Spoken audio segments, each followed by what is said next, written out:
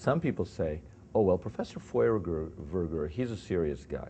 But garbage in, garbage out. He's relying on the historical material from these other people, and these other people are feeding him misinformation. Hello, Professor Feuerwerger is a serious person. He's now been working practically a year on this thing. He can, he has access to the text himself. And what's the questions that people are asking themselves?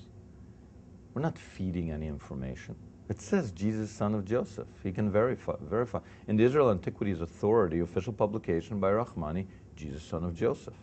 Professor Kloner, who's the big naysayer, he says it's Jesus, son of Joseph. Professor Frank Moore-Cross of Harvard, he's legendary epigrapher, he says it says Jesus, son of Joseph. No question in his mind.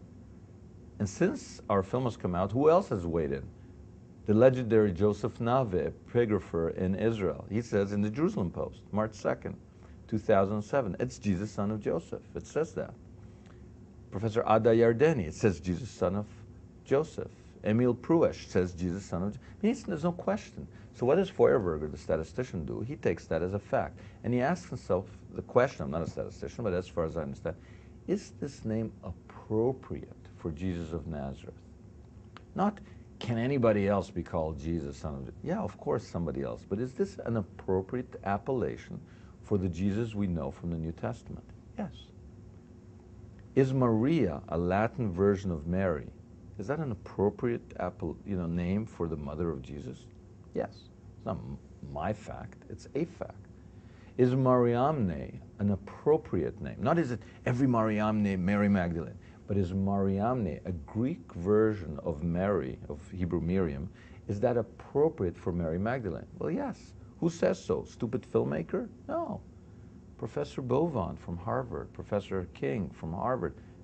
It's agreed among Mary Magdalene experts pretty much that Mariamene, a Greek version of Mary, is an appropriate name for Mary Magdalene. Josie, the Gospel of Mark tells us that Jesus has 4 brothers, so does Matthew. But Mark, the earliest gospel, tells us that he was known by his nickname, Josie. And we find Josie in this tomb next to Jesus, a nickname of Joseph. Were there other people with that nickname? Probably.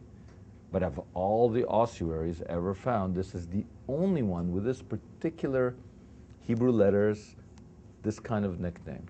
Is it appropriate for the brother of Jesus? Yes, it's appropriate. So what does the statistician do? He takes all these names together and he works on the appropriate names. It's not garbage in, garbage out. It's not garbage in, garbage out. He's a smart professor of probability. He knows where to look for the facts, and he's building statistical models based on a fact. You don't like the conclusion? Well, start from science and then move to theology. Other statisticians think they can come up with better models. That's okay. But there's no point attacking the statistics by attacking the filmmaker. That's silliness. That's just personal attacks would just show that you have no serious arguments in your arsenal.